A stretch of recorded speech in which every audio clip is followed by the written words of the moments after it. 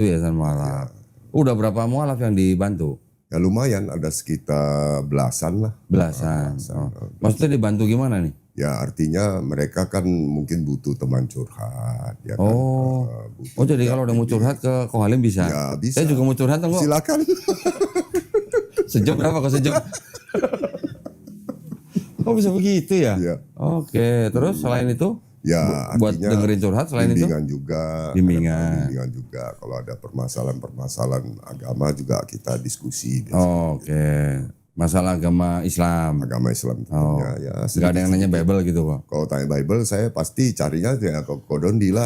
Ya, masa iya saya sembarang ngomong ya nggak boleh. Oke. Nah biasanya yang paling sering ditanyain sama saudara-saudara kita yang mualaf itu tentang Islam itu apa? Ya awalnya sih mereka karena kan baru pindah ya. Jadi mereka mungkin masih bingung mengenai hukum-hukum Islam seperti sholat itu bagaimana, wudu itu bagaimana. Ya kita mulai dari awal-awal aja. Oh dari nol. Kita jelaskan. Memang di yayasan mualaf itu nggak ngirim guru privat ke mualafnya? Sementara tidak ada. Jadi saya yang bergerak. Mereka yang datang Ya ke Ko Halim. atau saya datang ke rumahnya, kita ngobrol sambil ngopi gitu loh. Oh sambil ngopi. Kalau nggak dikasih kopi gimana? Nah, kalau gak kasih Pulang. kopi ya kita gak datang. Oh gitu ya. Tega bener ya. Orang bina mualaf harus ada kopi ya.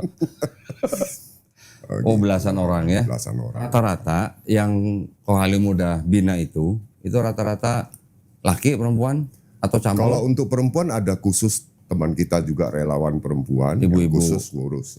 Oke. Oh jadi bapak cuman. Saya khusus untuk yang laki-laki. Oh iya ya nggak boleh soalnya ya. Sebaiknya jangan. Berbahaya ya. Bukan berbahaya, enak sih soalnya. Oh enak. Takutnya terjadi hal-hal yang diinginkan Ya, gitu ya. betul yang diinginkan itu yang kita nggak mau. Gitu ya. Nggak mau tolak maksudnya.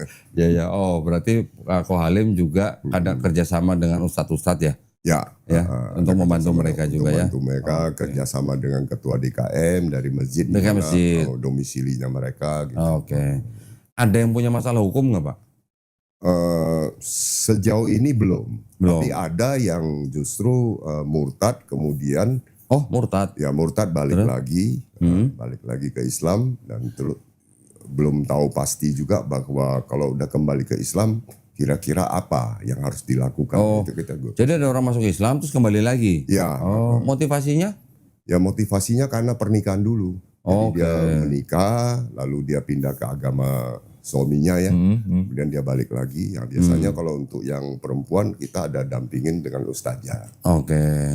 Ya. Terus kalau yang begitu ada diskusi lagi? Ada biasanya yang ditanyakan adalah secara hukum harus bagaimana. Oke. Tapi memang Islam itu kan tegas. Ya. Kalau memang sudah demikian berarti ada hal-hal yang mesti diikuti. Ya.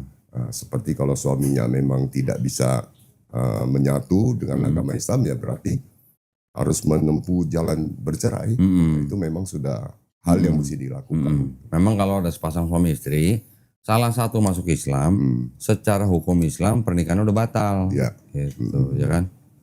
Itu ada yang begitu? Ada yang begitu. Selain itu, ada yang mungkin masalah dengan orang tuanya atau disekap? Yang orang tuanya justru enggak. Yang lebih banyak itu justru masalah penghidupan.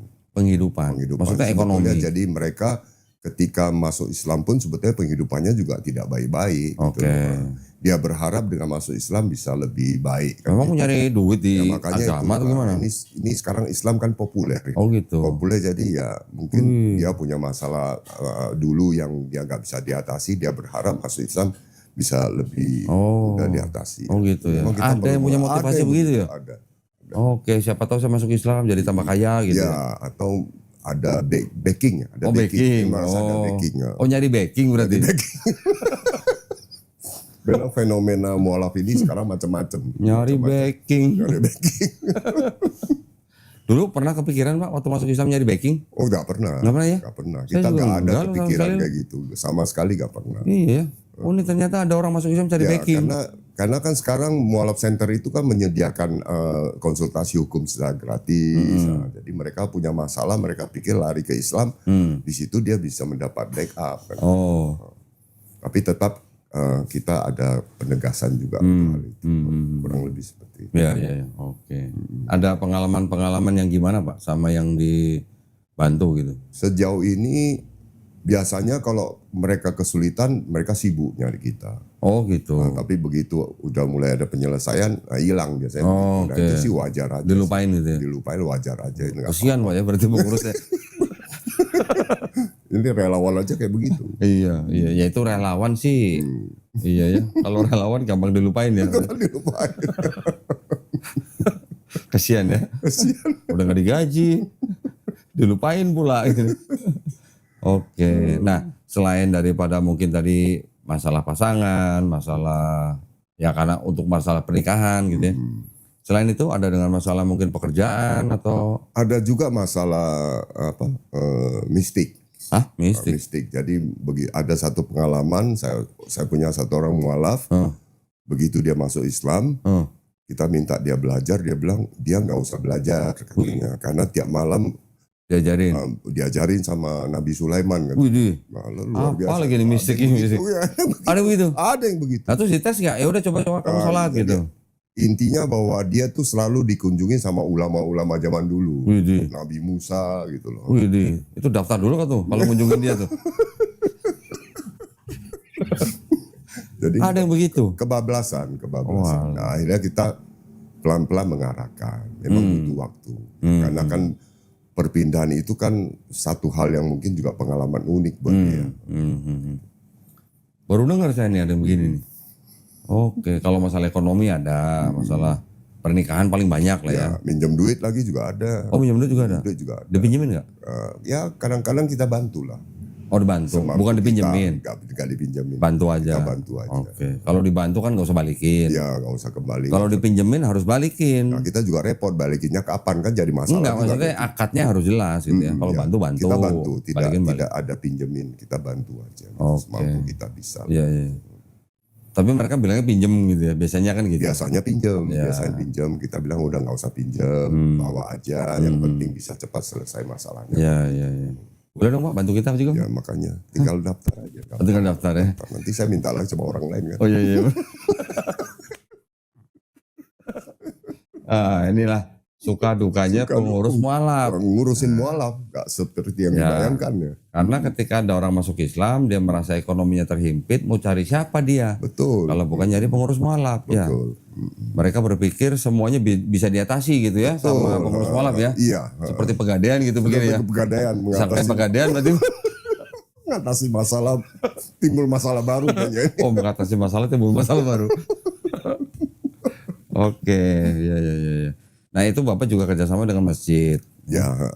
Jadi untuk pembinaan mereka belajar sholat dan ikro segala macam, mereka datang ke masjid berarti. Ya, jadi ada ustadz yang kalau ada waktu ya dikumpulin, mereka kan belajar. Tapi Seminggu biasanya, seminggu sekali, seminggu 2 kali. Tapi intinya agak sedikit kurang minat untuk itu. Karena mereka sibuk kan dengan urusan pribadi dia seperti masalah penghidupan dia yang masih berantakan segala macam, itu masih sibuk ngurusin itulah.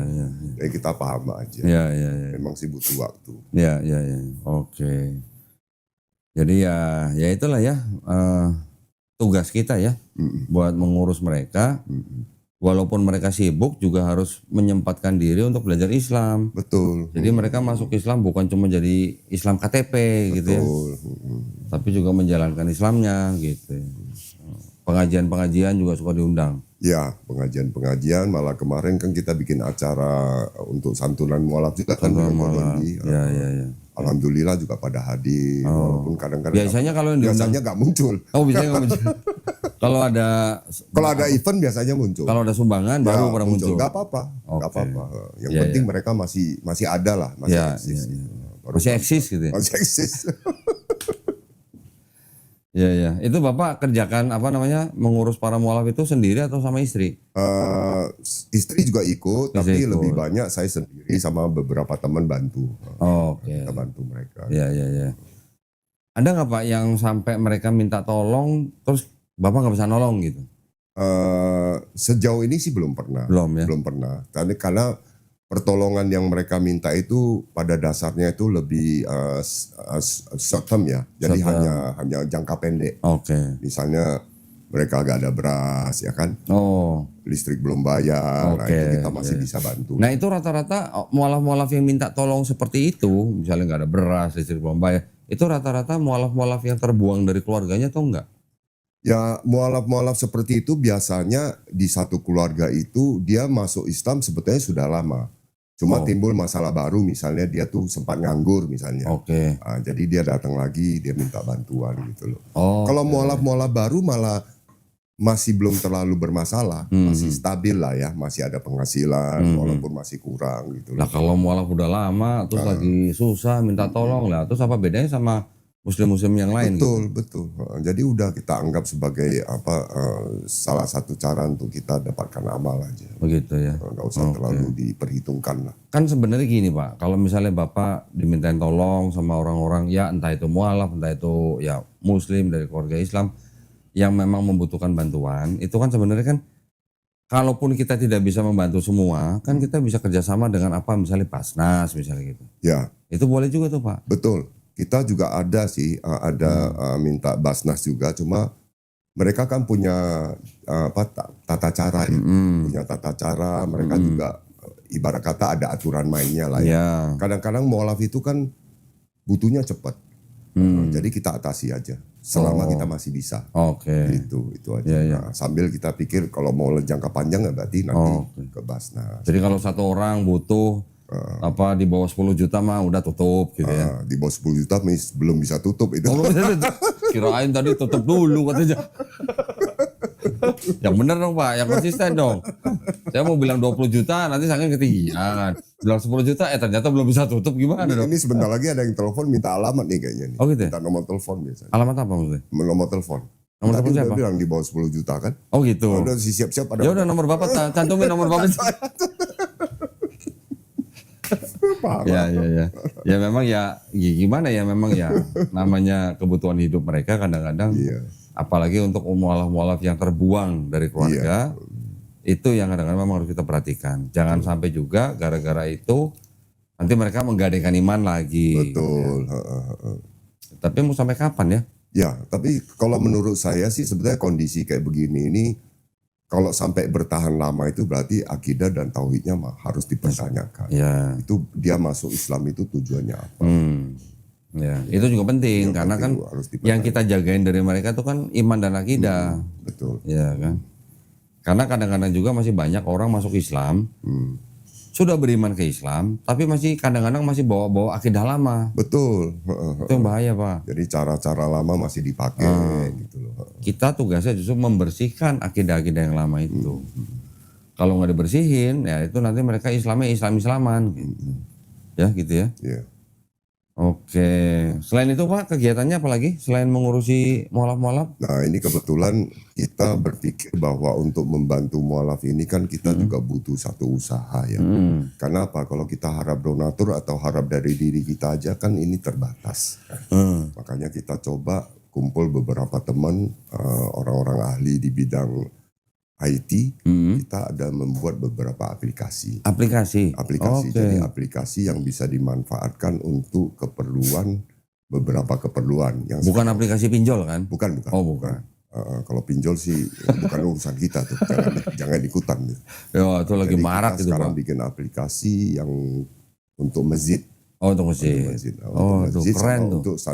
Untuk pondok pesantren. Oh untuk pesantren. Ya, jadi artinya aplikasi itu bisa dimanfaatkan untuk beberapa hal penting sehingga hal-hal yang terjadi seperti kita sekarang ini kita akan lihat bahwa masjid itu ada masjid yang makmur, ada masjid yang bayar listrik aja gak mampu. Nah dengan aplikasi ini kita berharap bahwa ada connecting antar masjid supaya mereka bisa saling mendukung karena kita kadang-kadang satu masjid dengan masjid lain itu gak saling mengenal sehingga ketika mau bangun masjid pun dasarnya cuma lillahi ta'ala katanya kan. Terus akhirnya minta-minta sumbangan di jalan. Sebetulnya ini juga kurang elok lah. Makanya aplikasi ini kita harapkan nanti bisa menjadi satu kontribusi yang bagus untuk masjidnya juga untuk masjid-masjid yang lain.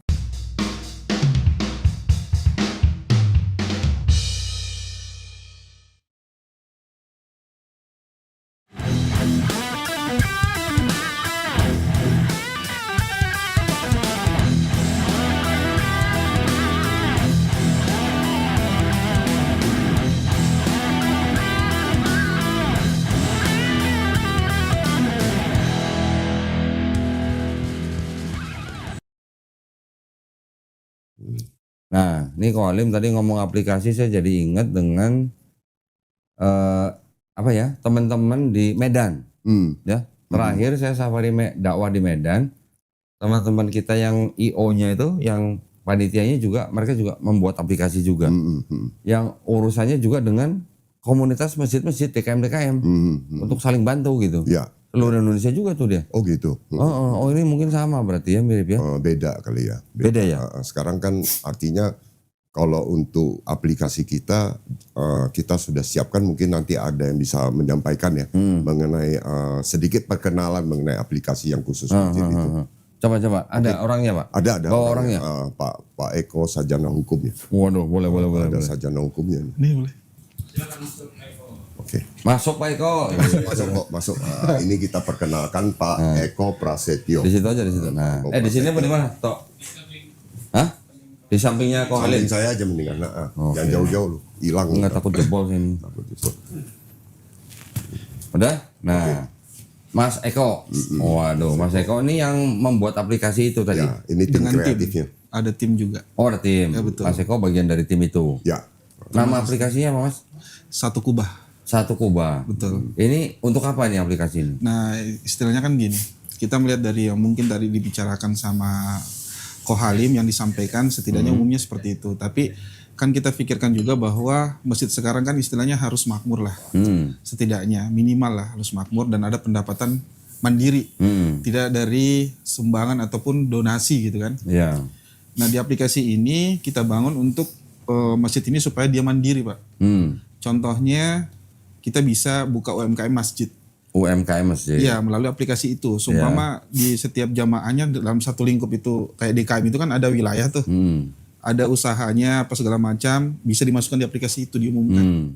Atau di branding lah hasil usahanya seperti itu. Jadi nanti masjid itu mendapatkan fee dari situ juga. Oke. Nah, kemudian kita kan melihat dari sekarang juga ada beberapa travel ya Pak. Travel umroh contohnya. Biasanya kan travel umroh sekarang kan banyak ya, mungkin masyarakat atau jemaah umroh itu agak ragu lah. Ada mungkin penipuan atau apa terkait dengan anggarannya itu segala macam. Nah kalau dilewat melalui masjid itu kan terkontaminasi lah, artinya terstruktur lah kalau di masjid. Jadi di seumpama nih orang di masjid ini, semua masjid A ada apalagi jemaah masjid itu ada yang mau umroh, daftarnya ke masjid itu Pak. Nanti kerjasamanya dengan travel umroh yang sudah terverifikasi melalui aplikasi itu. Nah dari hasil itu terkumpul sekitar mungkin dikasih target lah sama travelnya sekian orang, itu kan akan dapat fee juga masjidnya. Masjidnya dapat fee. Betul Pak. Dari situlah masjid bisa hidup. Dan juga di salah satu fiturnya itu kan fitur standar yang disebutkan tadi sama Ko Halim adalah bahwa saling mengetahui mana yang butuh bantuan nih, seumpama ingin membangun semua masjidnya. Masjid lain juga yang sudah makmur atau ada kelebihan bisa membantu itu. Nanti juga barteran, pada saat dia butuh juga dia seperti itu. Ya. Itu fitur yang saya sebutkan ini standarisasinya lah Pak. Itu. Tadi nama aplikasinya apa tuh? Satu Kubah. Satu Kubah. Selain UMKM, travel, apa lagi? Kurirnya Pak. Kurirnya? Kurir. Untuk ngantar apa? Ngantar dari UMKM-nya itu Pak. Kurir juga ada bisnis kurirnya juga Pak. Ngantar apa? Ngantar belanjaan, sumpama ada pesan nih. Di kecamatan lain sumpama. Itu bisa Pak, melalui aplikasi itu. Pesan kurir? Pesan kurir, artinya kurir food lah. Bisa pengirimannya ke situ atau paket lah, terserah bisa. Berarti ada driver yang harus daftar? Harus daftar ada juga. Berarti seperti aplikasi Gojek gitu, kurir-kurir yang udah ada ya. Betul, tetapi kita ambilnya dari, anggaplah kan biasa ada orang, maaf aja ini istilahnya nggak ada kerjaan gitu kan, di masjid kita tampung nih kayak mualaf atau apa, kita bisa masukkan di situ. Artinya membuka lapangan pekerjaan, ada driver apa segala macam gitu. Jadi kita membuat aplikasi. Tapi menurut saya yang penting justru adanya data jamaah. Jamaah yang paling utama. Data jamaah. Ya, kita sekarang kan bingung jamaah di satu masjid itu apakah terdata atau tidak. Kebanyakan sih enggak Pak. Enggak terdaftar. Terus beda sama gereja Pak. Mualaf juga belum terdaftar. Bisa terdaftar. Kemudian anak yatim misalnya. Jadi dengan terdaftarnya itu akhirnya kita jadi tahu di masjid tersebut sebetulnya ada berapa anak yatimnya, ada berapa mualafnya, kemudian ada berapa jamaahnya, akan sangat jelas di situ ya. Jadi terdata Pak, terstruktur datanya. Oke. Walim pecinya miring kok. Oh tambah miring ke sini dong. Nah gitu. Biar kayak ulama maksudnya. Ulama apa ubaru ya?